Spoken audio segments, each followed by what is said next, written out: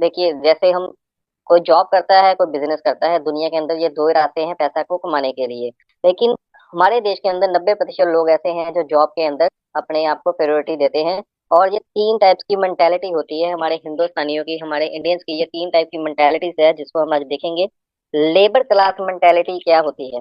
Labour class mentality होती है कि मैं सुबह काम पर जाऊं और रात को मेरी जो पैसा मेरे हाथ में आ जाए, मैं अपने दिन का एक गुजारा कर सकूं। तो उसके बाद अगर हम जॉब की बात करें तो जॉब के अंदर क्या होता है, 30 दिन की लोगों की मेंटेलिटी होती है, मैं पूरे 30 दिन काम करूं और महीने बाद जो मेरी सैलरी मेरे हाथ में आ जाए। लेकिन उसी आ, तरफ हम देखें कि एक इन्वेस्टमेंट जो मेंटेलिटी होती है, एक बिजनेसमैन की मेंटेलिटी क्या होती है, वो देखता है कि जो मैं आज काम कर रहा हूँ, जहाँ जहाँ पे मैं जो इन्वेस्टमेंट कर रहा हूँ, आने वाले 3 से 5 साल के अंदर मुझे उसका क्या रिटर्न मिलना चाहिए या मिलने वाला है। तो इसी चीज के अंदर आज देखा जाए तो रियलिटी ऑफ लाइफ है, जिंदगी की सच्चाई है कि 10% जो लोग हैं वो अपनी कामयाबी के लिए एक बहुत बड़ा रिस्क लेते हैं।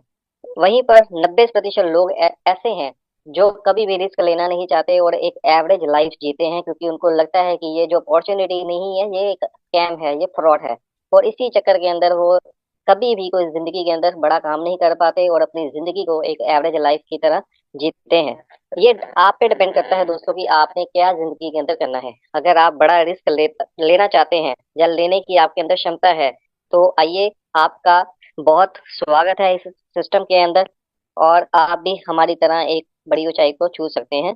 दोस्तों, व्हाट डू यू ड्रीम्स हो? सभी के दोस्तों ड्रीम्स होते हैं, सपने होते हैं।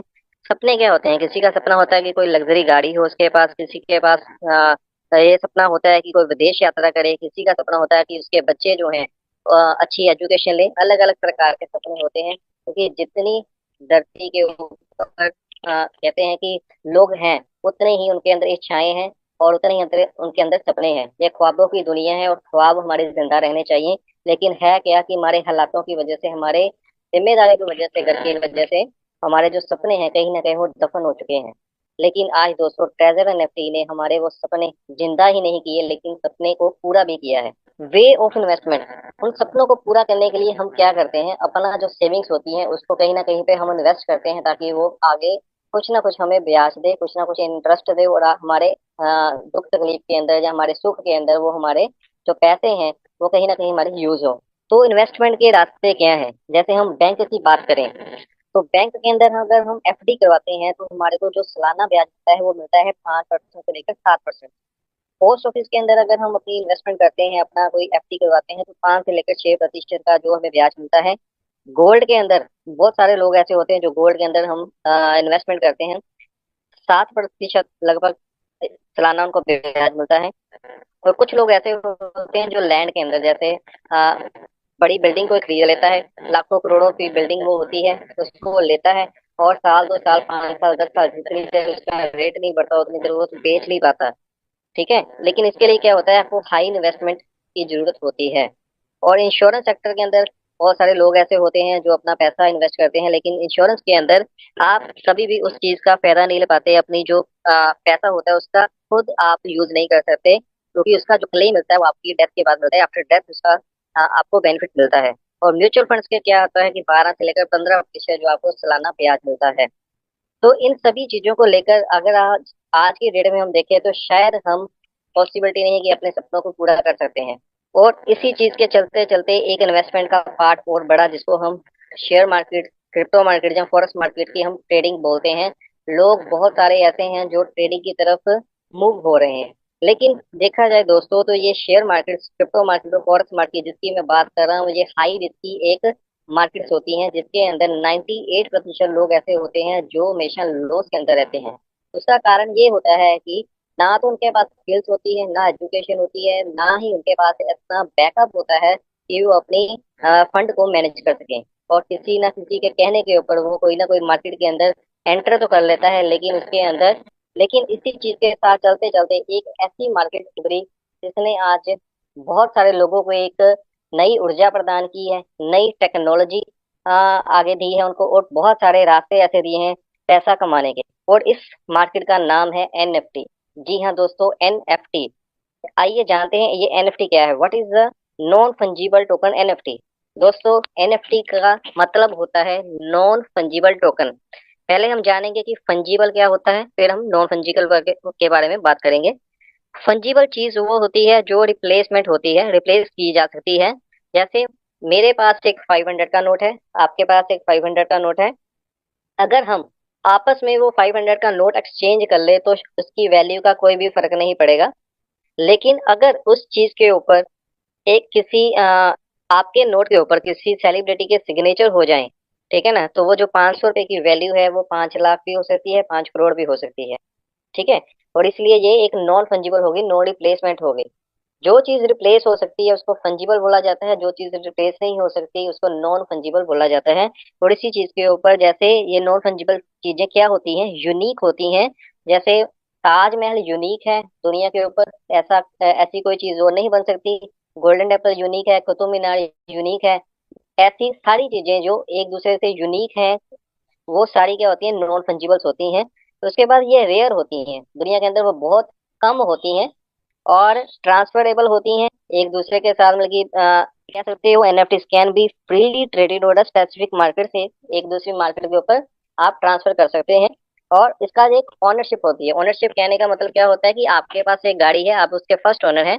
आपने वो गाड़ी मुझे सेल की, मैं उसका सेकंड ओनर हो जाता हूँ। ऐसे जितने वो भी उसके खरीदार होते हैं वो उसकी एक ओनरशिप मिल जाती है, जिसको हम कहते हैं टोकन। जैसे उसकी एक हमने मकान परचेज किया है, घर परचेज किया, तो उस घर की जो एक रजिस्ट्री होती है, रजिस्ट्री के ऊपर जब सिग्नेचर हो जाते हैं तो वो उसके नाम पर हो जाता है जिसका वो घर होता है। तो उसका एक जैसे हम रजिस्ट्री बोलते हैं उसी प्रकार एक टोकन होता है, नॉन फंजीबल टोकन जिसको हम बोला जाता है। उसी तरीके से दोस्तों हमारे पास एक ऐसी मार्केट आई एनएफटी के ऊपर जिसका नाम है ट्रेजर एनएफटी। जी हाँ दोस्तों, मैं सल्यूट करता हूँ उस बंदे को जिसने इस सिस्टम के बारे में हमें बताया और हमारे तक ये लेकर आए। इनके सीईओ है मिस्टर स्टीवन अलेक्जेंडर, जो अमेरिका से इस सिस्टम को बनाया और हमारे तक लेकर आए। The world first comprehensive non financial trading platform based on algorithm trading. ये एक एल्गोरिदम बेस के ऊपर ट्रेडिंग प्लेटफॉर्म है जो हमारे तक एक बहुत बड़ी इनकम को लेकर आया और हमारी जिंदगी को आज चेंज किया। Treasure NFT is a web 3 profit platform based on NFT collection. ये ट्रेजर एनएफटी एनएफटी कलेक्शंस के ऊपर काम करता है, जहां पर एनएफटी की ट्रेडिंग की जाती है, बाय सेल करके यहाँ पर पैसा जनरेट किया जाता है। दोस्तों हम बात करेंगे इंटरनेट की। इंटरनेट का आविष्कार जैसे 1984 या 1985 के आसपास हुआ, तो बहुत सारे लोगों की जो जिंदगी के अंदर एक परिवर्तन आया। जॉब करने के तरीके चेंज हुए, काम करने के तरीके चेंज हुए। और इसी इंटरनेट ने एक वेब 1.0 का आविष्कार किया, जहां पर रीड ओनली स्टैटिक्स होता था। रीड ओनली का मतलब है कि एक जैसे गूगल, फेसबुक, गूगल जहाँ याहू वगैरह की जो साइट्स आई वहां पे हमने कुछ भी सर्च करना होता था हम उसको पढ़ सकते थे क्या है, हम उसकी जानकारी ले सकते थे। उसके बाद जैसे ट्रेंड चेंज हुआ, टेक्नोलॉजी चेंज हुई, तो वेब 2.0 का आविष्कार हुआ। उसके ऊपर रीड एंड राइट हम दोनों चीजें कर सकते थे। जैसे गूगल सॉरी आप फेसबुक चलाते हैं, इंस्टाग्राम चलाते हैं, व्हाट्सएप हम यूज करते हैं, उसके ऊपर रीड भी है, राइट भी है। आप किसी के साथ चैटिंग कर सकते हैं, बातचीत कर सकते हैं। लेकिन वेब 1.0 और वेब 2.0 के अंदर एक छोटी सी प्रॉब्लम थी कि आपका डाटा, आपके डाटा की जो प्राइवेसी नहीं रहती थी, आपकी शेयरिंग होती थी। तो इसी चीज को मद्देनजर रखते हुए टेक्नोलॉजी और चेंज हुई और आविष्कार हुआ वेब 3.0 का। Web 3.0 proper basic decentralise platform होते हैं, जहाँ पे हमारा जो शेयरिंग होने का कोई भी चांसेस नहीं होते। रीड राइट ट्रस्ट वेरीफाइड होते हैं, यहाँ पे हम पढ़ भी सकते हैं, लिख भी सकते हैं, और ये ट्रस्ट वेरीफाइड होते हैं। दी वेब 3.0 इकोनॉमी, ये ब्लॉकचेन, क्रिप्टो, एनएफटीज, मेटावर्स, जितने भी ये प्रोजेक्ट्स हैं ये सारे वेब 3.0 इकोनॉमी के अंदर होते हैं। और आज इन इसी टेक्नोलॉजी ने आज पूरी दुनिया की रंगत चेंज करके रख दी है। जैसे हम एनएफटीज के ऊपर बात कर रहे हैं, इसी तरीके से मेटावर्स होते हैं, क्रिप्टो होती है। ये मेटावर्स दोस्तों एक बहुत बड़ी टेक्नोलॉजी है। हम जाने अनजाने मेटावर्स के अंदर सारे काम करते हैं। आप व्हाट्सएप चलाते हैं, इंस्टाग्राम चलाते हैं, या कुछ भी फेसबुक वगैरह यूज करते हैं, ये सारी एक मेटावर्स की टेक्नोलॉजी है। उसी तरीके से जैसे हम ट्रेजर मेटा टेक्नोलॉजी, हमारा जो सिस्टम है इसके ऊपर काम करता है और बहुत बड़ी अर्निंग देता है। एनएफटी यूज केसेस कहाँ पे होते हैं, आर्ट्स के अंदर, gaming, sports, fashion, real estate और म्यूजिक के अंदर इसको यूज किया जाता है। उसी तरीके से जैसे हम ट्रेजर मेटा टेक्नोलॉजी, हमारा जो सिस्टम है इसके ऊपर काम करता है और बहुत बड़ी अर्निंग देता है।